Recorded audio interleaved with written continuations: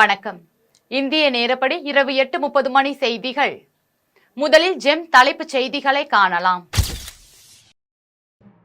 ஒரே நாடு ஒரே தேர்தல் திட்டத்திற்கு மத்திய அமைச்சரவை ஒப்புதல்.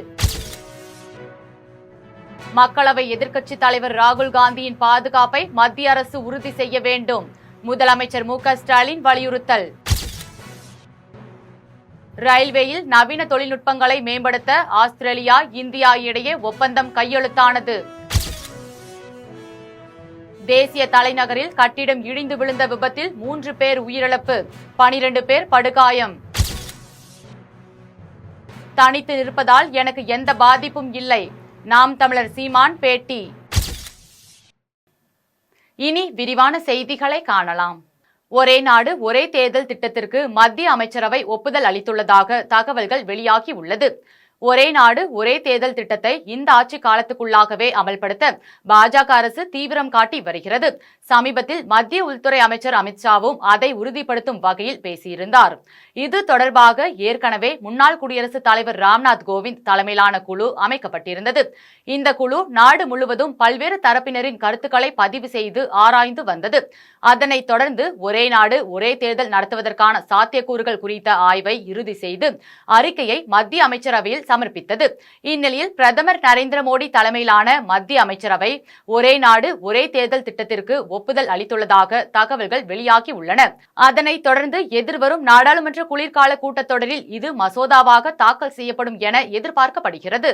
காங்கிரஸ் நாடாளுமன்ற உறுப்பினரும் மக்களவை எதிர்க்கட்சித் தலைவருமான ராகுல் காந்தியின் பாதுகாப்பை மத்திய அரசு உறுதி செய்ய வேண்டும் என்று முதலமைச்சர் மு க ஸ்டாலின் வலியுறுத்தியுள்ளார்.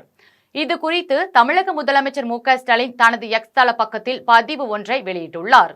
அதில் மக்களவை எதிர்க்கட்சித் தலைவர் ராகுல் காந்திக்கு பாஜக தலைவர் ஒருவர் மிரட்டல் விடுத்திருப்பது தொடர்பான ஊடக செய்திகள் அதிர்ச்சி அளிக்கின்றன என்றும், இந்திரா காந்திக்கு நிகழ்ந்ததுதான் ராகுலுக்கும் நடக்கும் என்று பாஜகவினர் கூறியிருப்பது கண்டிக்கத்தக்கது என்றும், அதேபோல சிவசேனை சட்டமன்ற உறுப்பினர் ராகுலின் நாக்கை அறுத்தால் பரிசளிப்பதாக தெரிவித்துள்ளார் என்றும், எனது சகோதரர் ராகுல் காந்திக்கு பெருகி வரும் மக்கள் ஆதரவு பலரையும் அமைதிப்படுத்தியுள்ளது எனவும், ராகுல் காந்தியின் பாதுகாப்பிற்கு மத்திய அரசு உறுதியளிக்க வேண்டும் எனவும் வலியுறுத்தியுள்ளார். மேலும் மிரட்டல் மற்றும் வன்முறைக்கு நமது ஜனநாயகத்தில் இடமில்லை என்பதையும் உறுதிப்படுத்த வேண்டும் எனவும் முதலமைச்சர் மு க ஸ்டாலின் குறிப்பிட்டுள்ளார். ரயில்வேயில் நவீன தொழில்நுட்பங்களை மேம்படுத்த ஆஸ்திரேலியா, இந்தியா இடையே ஒப்பந்தம் கையெழுத்தானது. ரயில்வே துறை சம்பந்தப்பட்ட பொறியியல் ஆராய்ச்சி மற்றும் கல்வியை மேம்படுத்தும் நோக்கில் ஆஸ்திரேலியாவில் உள்ள மோனாஷ் பல்கலைக்கழகம் மற்றும் குஜராத்தின் வதோதராவில் இந்திய ரயில்வே துறையின் கீழ் செயல்படும் மத்திய பல்கலைக்கழகமான கதிசக்தி வித்யாலயா நிறுவனங்கள் இடையே புரிந்துணர்வு ஒப்பந்தம் கையெழுத்தானது. ரயில்வே துறைசார் தொழில்நுட்ப பிரச்சினைகளுக்கு தீர்வு காண்பதில் நீண்ட அனுபவம் வாய்ந்த நிறுவனமான மோனாஷ் ரயில்வே தொழில்நுட்ப நிறுவனம் உலகளவில் பல நாடுகளிலும் தங்களது சேவைகளை வழங்கி வருகிறது.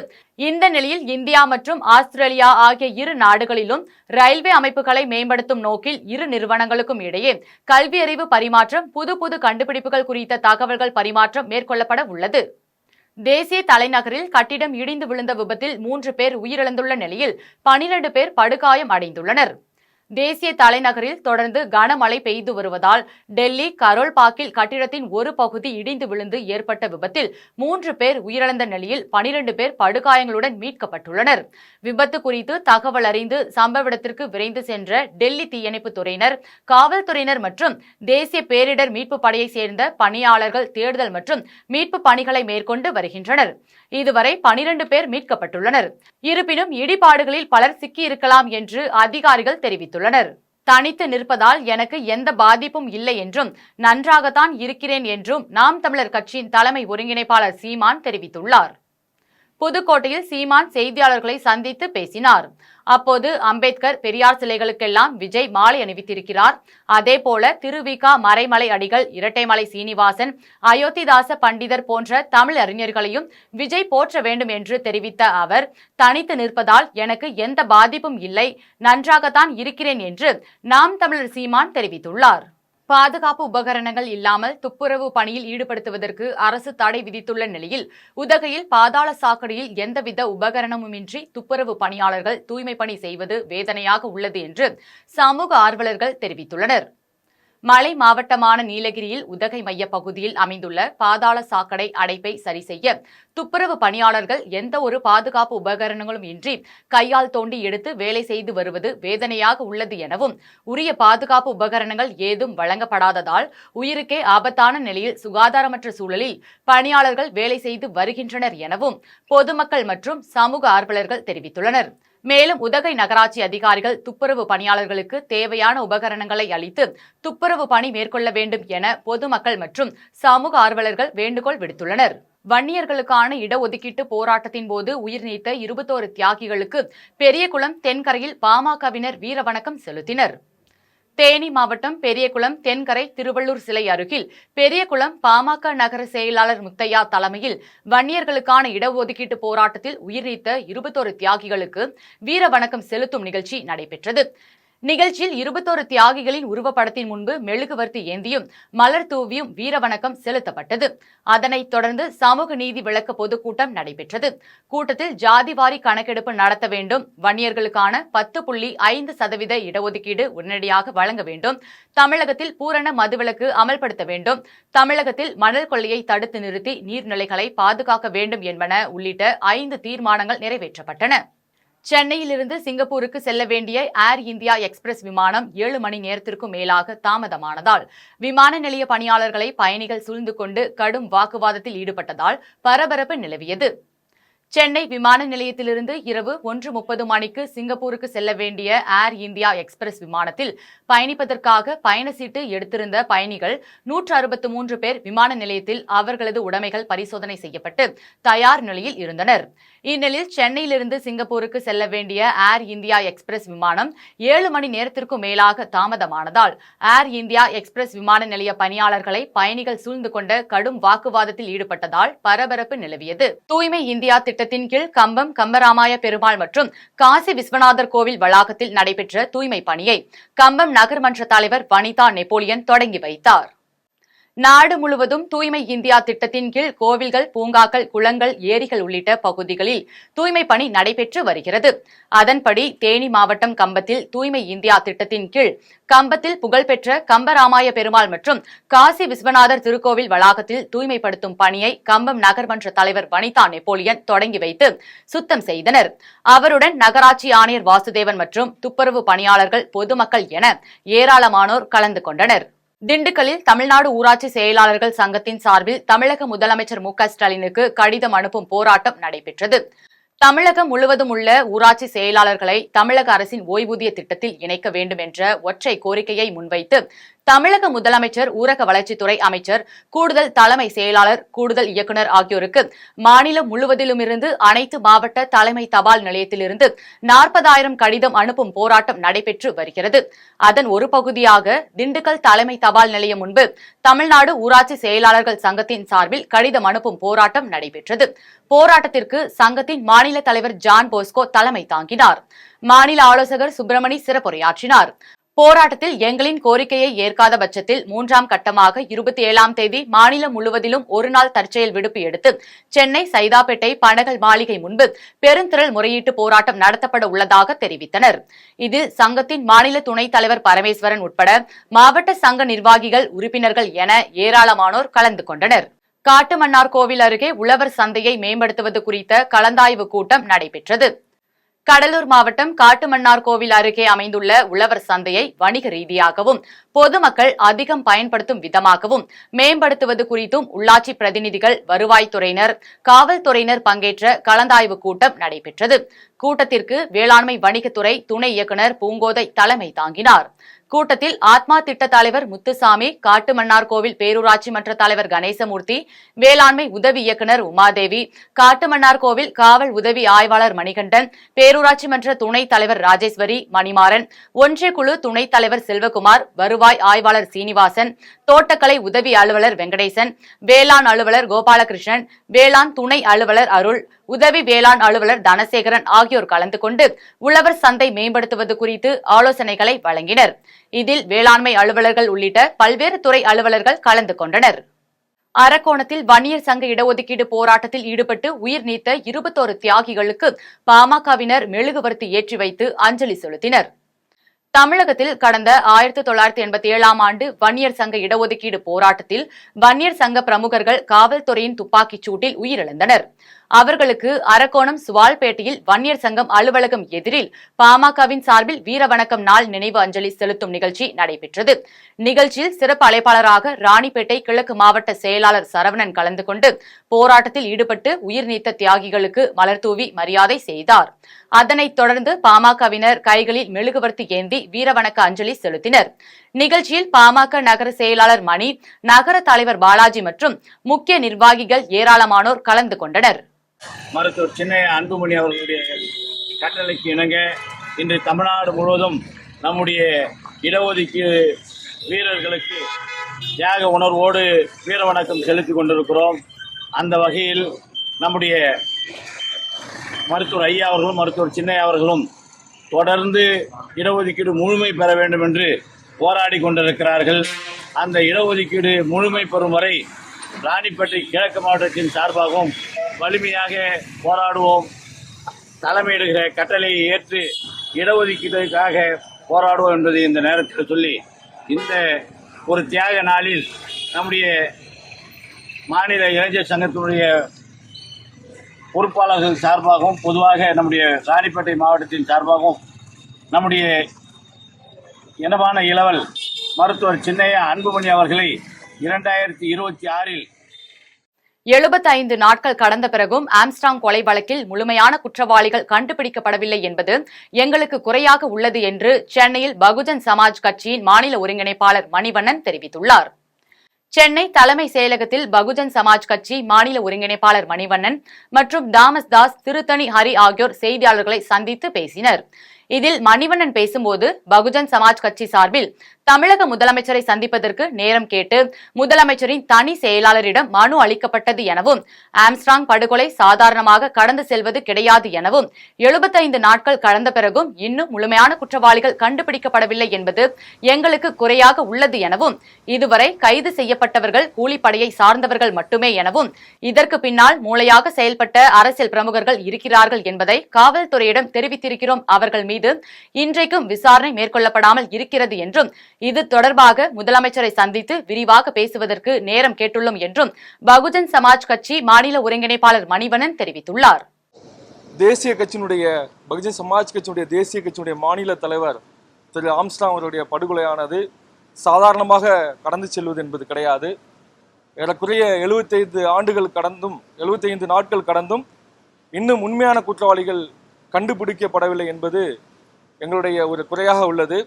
ஆகவே இதுவரை கைது செய்யப்பட்டவர்கள் கூலிப்படையை சார்ந்தவர்கள் மட்டுமே. இதற்கு பின்னால் மூளையாக செயல்பட்ட அரசியல் பிரமுகர்கள் இருக்கிறார்கள். அதை நாங்கள் காவல்துறையிடம் தெரிவித்திருக்கிறோம். அவர்கள் மீது இன்றைக்கும் விசாரணை மேற்கொள்ளப்படாமல் இருக்கிறது. ஆகவே உண்மையாக இதற்கு மூளையாக செயல்பட்டவர்கள் மீது அரசு விரைந்து நடவடிக்கை எடுக்க வேண்டும். ஆகவே எங்களுடைய மாநில முதன்மை ஒருங்கிணைப்பாளர் திருமதி ஆம்ஸ்ட்ராங் அவர்கள் முதலமைச்சரை தனியாக சந்தித்து இந்த வழக்கை பற்றி அவர்கள் 2026இல் ஆட்சியிலும் பங்கு, அதிகாரத்திலும் பங்கு என கோவை அவிநாசி சாலையில் விடுதலை சிறுத்தைகள் கட்சியினர் ஒட்டிய போஸ்டர்கள் சர்ச்சையை ஏற்படுத்தியுள்ளது. கோவை அவிநாசி சாலையில் உள்ள தண்டு மாரியம்மன் கோவில் எதிரில் விடுதலை சிறுத்தைகள் கட்சியின் தொண்டரணி சார்பில் தமிழ்நாடு தலைமை செயலகத்தின் படத்துடன் ஒட்டப்பட்டுள்ள போஸ்டரில் 2026இல் ஆட்சியிலும் பங்கு வேண்டும், அதிகாரத்திலும் பங்கு வேண்டும், கடைசி மனிதனுக்கும் சனநாயகம் கிடைக்க வேண்டும், எளிய மக்களுக்கும் அதிகாரம் கிடைக்க வேண்டும் என குறிப்பிட்டுள்ளது. இந்த போஸ்டர்களால் கூட்டணி கட்சிகளிடையே பரபரப்பை ஏற்படுத்தியுள்ளது. கேரளாவில் நிபா வைரஸ் காய்ச்சலால் இளைஞர் ஒருவர் உயிரிழந்ததை அடுத்து கன்னியாகுமரி மாவட்ட எல்லையில் தமிழக சுகாதாரத்துறை அதிகாரிகள் கண்காணிப்பை தீவிரப்படுத்தியுள்ளனர். கேரளாவில் மீண்டும் நிபா வைரஸ் காய்ச்சல் பரவி வரும் நிலையில் மலப்புரம் மாவட்டத்தில் இளைஞர் ஒருவர் உயிரிழந்தார். அவருடன் தொடர்பில் இருந்த 175 பேரை கண்காணிப்பில் வைத்து நோய் தடுப்பு நடவடிக்கையை கேரள அரசு தீவிரப்படுத்தியுள்ளது. இந்நிலையில் கன்னியாகுமரி மாவட்ட எல்லையில் களியக்காவிளை, கொல்லங்கோடு ஆகிய சோதனை சாவடிகளில் தமிழக சுகாதாரத்துறை அதிகாரிகள் கண்காணிப்பை தீவிரப்படுத்தியுள்ளனர். அதன்படி கேரளாவிலிருந்து வரும் வாகனங்களை தடுத்து நிறுத்தி பயணிகளுக்கு காய்ச்சல் பரிசோதனை மற்றும் தொடர்பு எண்கள், முகவரி பதிவு செய்த பின்னரே தமிழகத்திற்குள் செல்ல அனுமதிக்கப்படுகின்றனர். 24 மணி நேரமும் சுழற்சி முறையில் நிபா காய்ச்சல் சோதனை நடைபெறுவதாக சுகாதாரத்துறை அதிகாரிகள் தெரிவித்தனர். ஆண்டிப்பட்டி அருகே சட்டவிரோதமாக மது விற்பனை செய்வதற்காக காட்டுப்பகுதியில் மறைத்து வைக்கப்பட்டிருந்த 283 மது பாட்டில்களை காவல்துறையினர் பறிமுதல் செய்தனர்.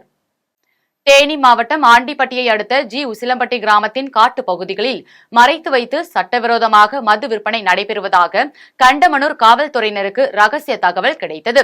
தகவலின் பேரில் கண்டமனூர் சார்பு ஆய்வாளர் உள்ளிட்ட காவல்துறையினர் ரோந்து சென்றபோது காட்டுராஜா என்பவருக்கு சொந்தமான இடத்தில் மது பாட்டில்கள் மறைத்து வைக்கப்பட்டிருந்தது தெரியவந்தது. இதையடுத்து காட்டு பகுதியிலிருந்து காவல்துறையினர் 283 மது பாட்டில்களை பறிமுதல் செய்தனர். காவல்துறையினரை பார்த்ததும் தப்பியோடிய உசிலம்பட்டி கிராமத்தை சேர்ந்த காட்டுராஜா மற்றும் அம்மாப்பட்டி கிராமத்தை சேர்ந்த வைரம் ஆகிய 2 பேரை காவல்துறையினர் தீவிரமாக தேடி வருகின்றனர். ஆழ்கடலில் மீன்பிடித்துக் கொண்டிருந்த தருவைக்குளம் மீனவர்களை இலங்கை கடற்படையினர் அழைத்துச் சென்று நீதிமன்றத்தில் ஆஜர்படுத்தி அபராதமும் சிறை தண்டனையும் விதித்தனர். இதற்கு கண்டனம் தெரிவித்து இலங்கை நீதிமன்றம் முன்பு 7 மீனவர்கள் தர்ணா போராட்டத்தில் ஈடுபட்டனர். தூத்துக்குடி அருகே உள்ள தருவைக்குளம் மீனவ கிராமத்தை சேர்ந்த அந்தோணி, மகாராஜா மற்றும் தேனிலா என்ற விசைப்படகு உரிமையாளர்களுக்கு சொந்தமான 2 விசைப்படகுகளில் ஆழ்கடலில் மீன்பிடித்துக் கொண்டிருந்த 22 மீனவர்களை இலங்கை கடற்படையினர் கடந்த ஆகஸ்ட் மாதம் 5ஆம் தேதி இலங்கை கடல் பகுதியிலிருந்து அத்துமீறி நுழைந்து மீன்பிடித்ததாக கூறி சிறைப்பிடித்து சென்றனர். அதன் பின்னர் நீதிமன்றத்தில் ஆஜர்படுத்தி 12 மீனவர்களுக்கு 3.5 கோடி அபராதம் விதித்து 6 மாத சிறை தண்டனையும் விதித்து இலங்கை சிறையில் அடைத்தனர். இதனையடுத்து அபராதம் மற்றும் சிறை தண்டனை விதிக்கப்பட்டதை கண்டித்து தருவைக்குளம் மீனவர்கள் உண்ணாவிரத போராட்டத்தில் ஈடுபட்டனர். அப்போது மாவட்ட நிர்வாகம் 12 மீனவர்களுக்கு எவ்வித அபராதமும் விதிக்காத வகையில் நீதிமன்றத்தில் உரிய நடவடிக்கை எடுக்கப்படும் என்று உறுதியளித்தது. இதனைத் தொடர்ந்து மீனவர்கள் போராட்டத்தை விலக்கிக் கொண்டனர். இந்நிலையில் தேனிலா என்பவரது படகில் சென்ற 10 மீனவர்களுக்கு நீதிபதி 3.5 கோடி அபராதம் மற்றும் 6 மாதம் சிறை தண்டனை விதித்து தீர்ப்பளித்தார். இந்த தீர்ப்பு மீனவர்களை அதிர்ச்சியடைய செய்ததை தொடர்ந்து இலங்கை சென்ற 7 மீனவர்களை இலங்கை நீதிமன்றத்திற்கு வெளியே தர்ணா போராட்டத்தில் ஈடுபட்டனர். மதுரை அண்ணாநகர் பகுதியில் அமைந்துள்ள சேவக பெருமாள் திருக்கோவிலுக்கு பெண் பக்தர் சசிகுமாரி ராஜ்குமார் ரூபாய் 15 லட்சம் மதிப்பீட்டில் புதிய தேரை அர்ப்பணித்தார். மதுரை அண்ணாநகரில் 200 ஆண்டுகள் பழமை வாய்ந்த சேவக பெருமாள் திருக்கோவில் அமைந்துள்ளது. இந்த கோவிலுக்கு தொழிலதிபர் ராஜ்குமாரின் மனைவி சசிகுமாரி 15 லட்சம் செலவில் தேக்குமரத்திலான புதிய தேர் செய்து கொடுத்துள்ளார். அந்த புதிய தேரின் வெள்ளோட்டம் நடைபெற்றது. பக்தர்கள் திருத்தேரை வடம் பிடித்து இழுத்து வந்தனர். கோவிலில் இருந்து புறப்பட்ட தேர் கோவிலை சுற்றி வந்தபோது திருஷ்டிகள் உடைக்கப்பட்டு தேர் நிலையில் நிறுத்தப்பட்டது.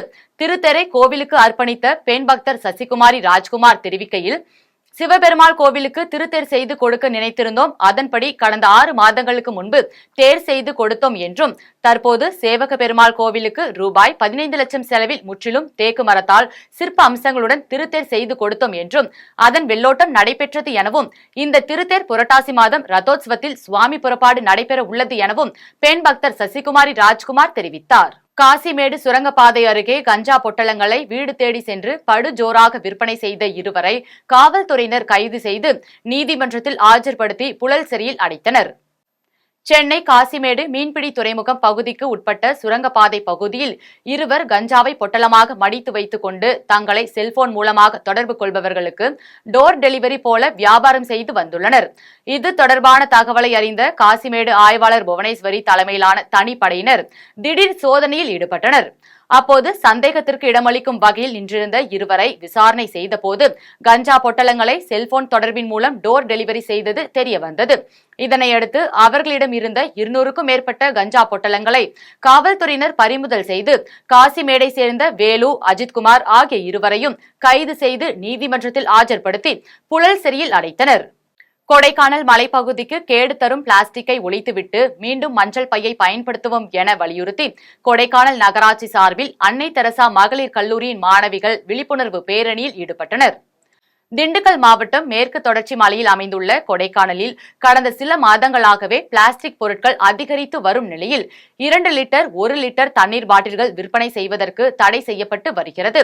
இந்நிலையில் கொடைக்கானலில் நகராட்சி நிர்வாகிகள் மற்றும் அன்னை தெரசா மகளிர் பல்கலைக்கழக மாணவிகள் பங்கேற்று தடை செய்யப்பட்ட பிளாஸ்டிக் பொருட்களின் புகைப்படங்கள், பிளாஸ்டிக் பொருட்களை பயன்படுத்துவதால் சுற்றுச்சூழல் மாசுபடுவது குறித்த வாசகங்கள் அடங்கிய பதாகைகளை கையில் ஏந்தியபடி ஊர்வலமாக சென்று பொதுமக்களிடையே விழிப்புணர்வு ஏற்படுத்தினர்.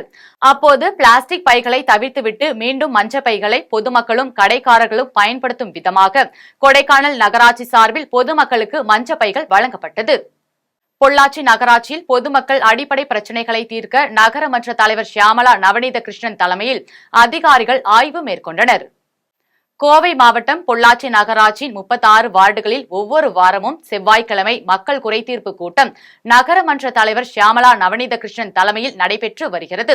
கூட்டத்தில் பெறப்படும் மனுக்களுக்கு அவ்வப்போது தீர்வுகள் காணப்பட்டு வருகிறது. அதன் ஒரு பகுதியாக நேரடியாக தினசரி 3 வார்டுகள் ஆய்வு செய்ய முடிவு செய்யப்பட்டு நகரமன்ற தலைவர் ஷியாமளா நவநீத கிருஷ்ணன், நகராட்சி ஆணையாளர் கணேசன் உள்ளிட்ட நகராட்சி அதிகாரிகள் ஆய்வு மேற்கொண்டனர். இதில் வடுகபாளையம் நடுநிலைப் பள்ளியில் ஆய்வு மேற்கொண்ட நகரமன்ற தலைவர் ஷியாமளா நவநீத கிருஷ்ணன் பள்ளி வகுப்பறை, கழிப்பிடம், சமையலறை கூடம் மற்றும் காலை சிற்றுண்டி திட்டம் குறித்தும் மாணவர்களுக்கு அடிப்படை தேவைகள் என்ன என்றும் ஆசிரியர்களிடம் கேட்டறிந்தார். இதனைத் தொடர்ந்து அப்பகுதியில் உள்ள செடிகளை களைவதற்கு உடனடியாக நடவடிக்கை மேற்கொண்டார். களக்காட்டில் புரட்சி பாரதம் கட்சியின் சார்பில் திவான் பகதூர் தாத்தா இரட்டைமலை சீனிவாசன் நினைவு நாள் அனுசரிக்கப்பட்டது. நெல்லை மாவட்டம் களக்காட்டில் தாத்தா இரட்டைமலை சீனிவாசன் நினைவு நாளையொட்டி புரட்சி பாரதம் கட்சியின் சார்பில் டாக்டர் அம்பேத்கர் சிலை அருகில் அலங்கரித்து வைக்கப்பட்டுள்ள திவான் பகதூர் தாத்தா இரட்டைமலை சீனிவாசன் திருவுருவ படத்திற்கு புரட்சி பாரதம் கட்சியின் மாவட்ட செயலாளர் AK நெல்சன், களக்காடு நகராட்சி சிறப்பு அழைப்பாளர் சாந்தி சுபாஷ் ஆகியோர் தலைமையேற்று மாலை அணிவித்து மரியாதை செலுத்தும் நிகழ்ச்சி நடைபெற்றது. நிகழ்ச்சிக்கு களக்காடு ஒன்றிய செயலாளர் சுதாகர், மாவட்ட சிறுபான்மை பிரிவு செயலாளர் ராகேஷ் ஆகியோர் முன்னிலை வகித்தனர். நிகழ்ச்சியில் களக்காடு வட்டார தாழ்த்தப்பட்டோர் சீர்திருத்த சங்க தலைவர் சுகுமார், காங்கிரஸ் வட்டார தலைவர் பிராங்க்லின், சேகர், மணி, செல்லப்பாண்டி, செல்வராஜ், சமத்துவ மக்கள் கட்சி மகளிர் அணி செயலாளர் சோபிதராணி, விடுதலை சிறுத்தைகள் கட்சியின் ஒன்றிய அமைப்பாளர் சுந்தர், அமமுக மதியழகன், அதிமுக பீர் முகமது, புரட்சி பாரதம் கட்சியின் அம்பை ஒன்றிய செயலாளர் எழுவை வில்சன், களக்காடு நகர செயலாளர் ராதாகிருஷ்ணன் மற்றும் பலர் கலந்து கொண்டனர். விருத்தாச்சலம் நகராட்சி சார்பில் தூய்மை இந்தியா திட்டத்தின் கீழ் தூய்மை சேவை குறித்த விழிப்புணர்வு பேரணி நடைபெற்றது. தூய்மை இந்தியா திட்டத்தின் கீழ் கடலூர் மாவட்டம் விருத்தாச்சலம் நகராட்சி சார்பில் தூய்மையே சேவை என்ற விழிப்புணர்வு பேரணி நடைபெற்றது. பேரணியை விருத்தாச்சலம் நகரமன்ற தலைவர் சங்கவி முருகதாஸ் கொடியசைத்து துவக்கி வைத்தார். பேரணியில் மகாத்மா காந்தி கண்ட கனவான தூய்மையான இந்தியாவை உருவாக்குவோம், தூய்மை பணிக்காக வாரத்தில் 2 மணி நேரம் ஒதுக்குவோம் என உறுதிமொழி ஏற்றனர். விழிப்புணர்வு பேரணியில் மேற்பார்வையாளர்கள், தூய்மை பணியாளர்கள், மகளிர் குழுவினர் கலந்து கொண்டனர். அதனைத் தொடர்ந்து வன்னியர்களுக்கான இடஒதுக்கீட்டு போராட்டத்தில் பெரிய குளத்திலிருந்து கலந்து கொண்டு சிறை சென்றவர்கள் மற்றும் அவரது குடும்பத்தினர் உள்ளிட்ட 57 நபர்களுக்கு சால்வை அணிவித்தும் நினைவு பரிசாக கேடயம் வழங்கியும் கௌரவப்படுத்தினர். நிகழ்ச்சியில் பாட்டாளி மக்கள் கட்சியின் செயலாளர் ரா வடிவேல், ராவணன், தேனி அமைப்பு செயலாளர் ஜெயக்குமார், மாவட்ட துணை செயலாளர் சரவணகுமார், பெரியகுளம் நகர்மன்ற உறுப்பினர் குமரன், மகளிர் அணி மாவட்ட தலைமை பிரியா முருகேஸ்வரி, மாவட்ட இளைஞரணி செயலாளர் கமலக்கண்ணன் உட்பட பலர் கலந்து கொண்டனர். 6ஆம் ஆண்டு பனை விதைகள் நடவு செய்யும் தொடக்க விழாவை முன்னிட்டு லட்சுமிபுரம் செங்குளம் கண்மாயில் பனை விதைகள் நடவு செய்யும் பணி நடைபெற்றது. தேனி மாவட்டம் பெரியகுளம் தாலுகாவிற்கு உட்பட்ட லட்சுமிபுரம் செங்குளம் கண்மாயில் தன்னார்வலர்கள் பலர் குழுவாக ஒருங்கிணைந்து பனை விதைகள் நடவு செய்வதுடன் மரங்களில் உள்ள ஆணிகளை அகற்றும் பணியில் ஈடுபட்டனர். நிகழ்ச்சியில் திருவள்ளூர் மாவட்ட வருவாய் அலுவலர் ராஜ்குமார் கலந்து கொண்டு பனை விதைகள் நடும் பணியை தொடங்கி வைத்தார். கௌமாரியம்மன் உணவு குழும நிர்வாக இயக்குநர் சுதாகர் அனைவரையும் வரவேற்றார். தேனி மேலப்பேட்டை இந்து நாடார்கள் உறவின் முறை தலைவர் ராஜா மோகன், தேனி ரூரல் அப்ளிமெண்ட் தன்னார்வலர் அமைப்பின் தலைவர் யாசர் அராபத் ஆகியோர் முன்னிலை வகித்தனர். நிகழ்ச்சியில் பனை விதைகள் நடவு செய்யும் பணியை ஒருங்கிணைப்பாளர் செந்தில்குமார் உள்ளிட்ட தன்னார்வலர்கள் நிகழ்ச்சியில் செங்குளம் கண்மாயில் கரையில் 100கணக்கான பனை விதைகள் நடவு செய்யப்பட்டன. நிகழ்ச்சியில் பனை விதைகள் நடவு செய்வது மற்றும் மரங்களின் ஆணிகளை அகற்றுவது குறித்து உறுதிமொழி ஏற்கப்பட்டது. இனி வருவது உலக செய்திகள்.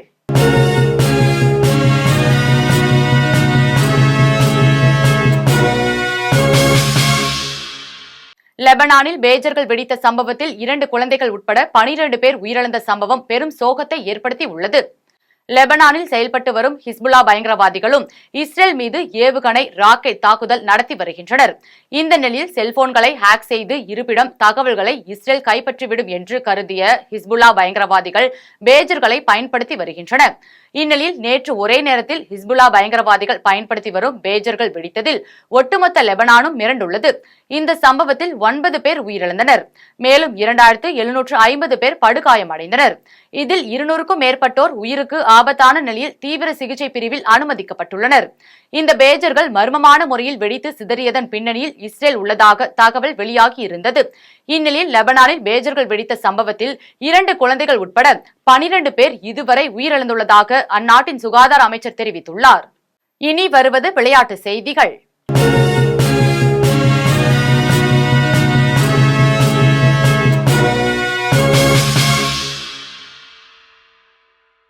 இந்தியா வங்காளதேச இடையிலான முதலாவது டெஸ்ட் போட்டி நாளை சென்னை சேப்பாக்கத்தில் தொடங்குகிறது. வங்காளதேச கிரிக்கெட் அணி இந்தியாவுக்கு சுற்றுப்பயணம் மேற்கொண்டு 2 டெஸ்ட் மற்றும் 3 T20 போட்டிகள் கொண்ட தொடரில் ஆட உள்ளது. இதில் முதலில் டெஸ்ட் தொடர் நடைபெறுகிறது.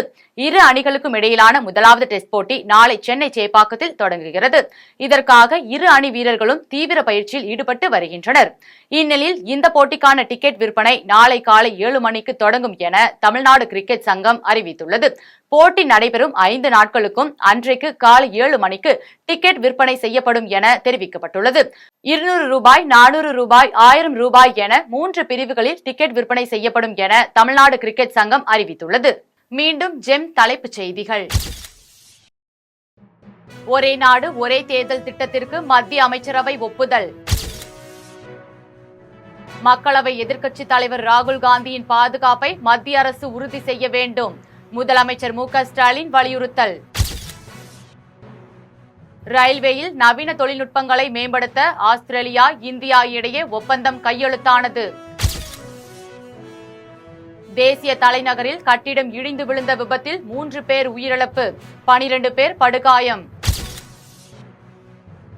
தனித்து நிற்பதால் எனக்கு எந்த பாதிப்பும் இல்லை, நாம் தமிழர் சீமான் பேட்டி. இத்துடன் ஜெம் செய்திகள் நிறைவடைகின்றன. மீண்டும் ஜெம் செய்திகள் நள்ளிரவு 12 மணிக்கு. உடனுக்குடன் செய்திகளை காண GemLive.tv என்ற இணையதளத்தில் இணைந்திருங்கள். நன்றி, வணக்கம்.